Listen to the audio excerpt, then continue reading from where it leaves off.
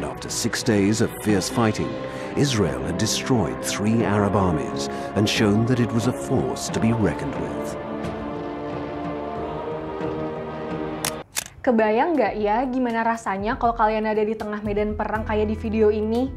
Pastinya amat sangat menegangkan. Dan itu tadi merupakan cuplikan dokumenter yang menggambarkan kondisi di sekitar tahun 1967 ketika terjadi perang 6 hari antara Israel melawan Suriah, Yordania, dan Mesir. Momen perang ini bisa dibilang sebagai salah satu tonggak awal ketika banyak negara kemudian melihat Israel sebagai negara kecil namun bandel ketika bicara konflik dengan para tetangganya. Ini juga yang menjadi alasan Israel kemudian menjadi sangat dominan terhadap Palestina. Berasa jadi konflik abadi nih kalau udah bicara soal Israel versus Palestina. Anyway, faktanya kekuatan Israel sebetulnya sangat dipengaruhi oleh dukungan dari negara-negara besar, terutama Amerika Serikat. Salah satu dukungan yang diberikan tentu saja adalah dalam bentuk pendanaan. Pada tahun 2020 lalu misalnya, Amerika Serikat memberikan dana pendampingan bilateral dan pertahanan misil senilai 146 miliar US dollar. Itu kalau dirupiahkan dengan kurs saat ini nilainya mencapai 2.000 triliun rupiah. APBN Indonesia tahun 2020 aja jumlahnya 2.739 triliun rupiah. Kebayangkan betapa besar dukungan itu?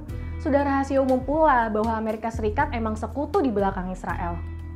Makanya, ketika beberapa hari lalu Presiden Amerika Serikat Joe Biden tiba-tiba menyinggung kedaulatan Palestina dalam sidang PBB, banyak pihak menaruh heran dan bertanya-tanya, apakah benar Amerika Serikat akan mendukung kemerdekaan Palestina?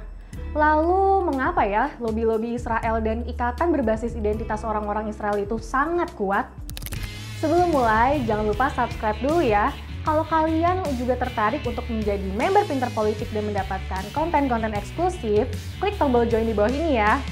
Dan buat yang berminat untuk membeli e-book Pinter Politik, jangan lupa mampir ke toko Pinter Publishing di Tokopedia, Bukalapak, Shopee, dan semua toko online favorit kalian.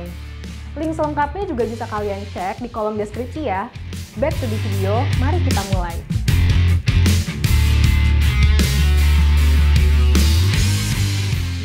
Dukungan Biden untuk Palestina sebetulnya tidak hanya melalui pidato saja. Pada bulan Mei 2021 lalu, sebagai upaya penyelesaian perang yang berkelanjutan di Gaza, ia mengirim Menteri Luar Negeri Amerika Serikat, Antony Blinken, ke Tel Aviv. Tujuannya adalah untuk membicarakan usulan gencatan senjata dan rencana untuk membuka kembali konsulat Amerika Serikat di Yerusalem. Buat yang belum tahu, konsulat itu sempat ditutup pada masa pemerintahan Presiden Donald Trump. Dalam kunjungan ini, Blinken juga sempat bertemu dengan Presiden Palestina, Mahmud Abbas. Pada hari selanjutnya setelah menemui Abbas, Blinken membuat pernyataan bahwa AS tengah merencanakan dana bantuan ke Palestina sebesar 360 juta US dollar, kurang lebih sekitar 5,1 triliun rupiah. Bantuan ini akan membuat organisasi kemanusiaan mampu menyediakan tempat penampungan darurat, makanan, perawatan kesehatan, serta dukungan kesehatan mental dan psikososial bagi mereka yang mengalami trauma. Well, setidaknya sudah ada upaya dan bantuan, walaupun kalau mau fair, sangat jauh jumlahnya dibandingkan dengan 2.000 triliun yang diberikan AS untuk Israel. Udah gitu buat beli senjata lagi.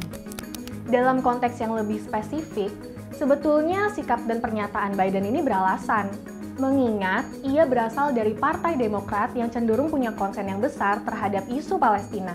Survei yang dibuat oleh Gallup menyebutkan bahwa setidaknya sampai Februari 2021, sekitar 53% politikus Partai Demokrat menginginkan AS untuk memberi lebih banyak tekanan ke Israel agar dapat menemui kompromi yang diperlukan dengan pihak Palestina.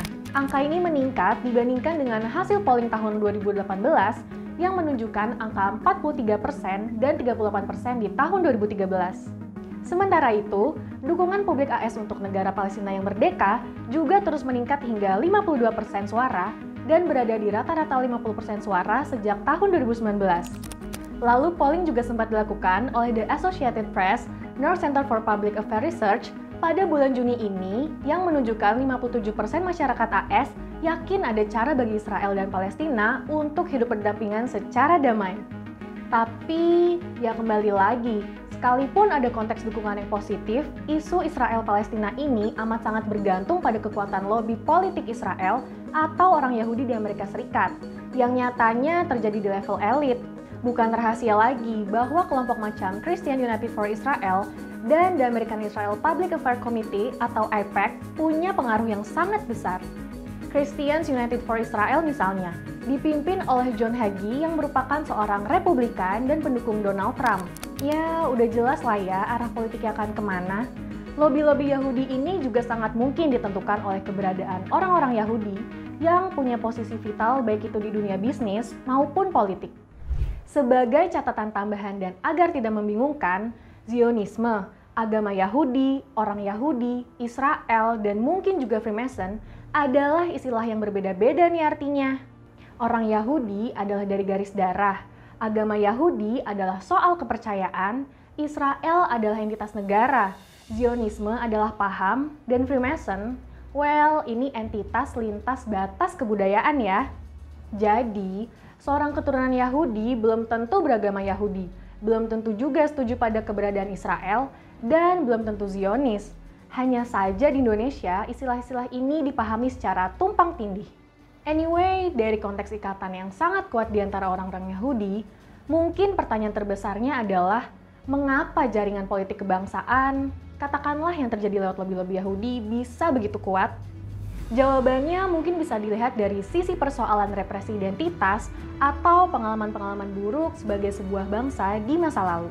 Kita tahu bahwa orang-orang Yahudi pernah mengalami pembuangan atau exile di era Nebukadnezar pada tahun 600-an sebelum Masehi. Kemudian pada tahun 70 Masehi, Titus dan orang-orang Romawi menghancurkan kota Yerusalem. Lalu di era yang paling dekat, kita juga menyaksikan bagaimana Adolf Hitler mempersekusi dan membantai orang-orang Yahudi. Inilah represi identitas yang melahirkan defense mechanism atau mekanisme pertahanan. Kajian tentang ini banyak dibicarakan para ahli neuroscience dan psikoanalisis.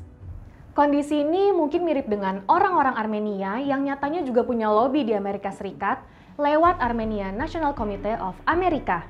Mereka berjuang agar Turki diberi sanksi akibat pembantaian orang-orang Armenia yang dilakukan oleh Kesultanan Ottoman di masa lalu.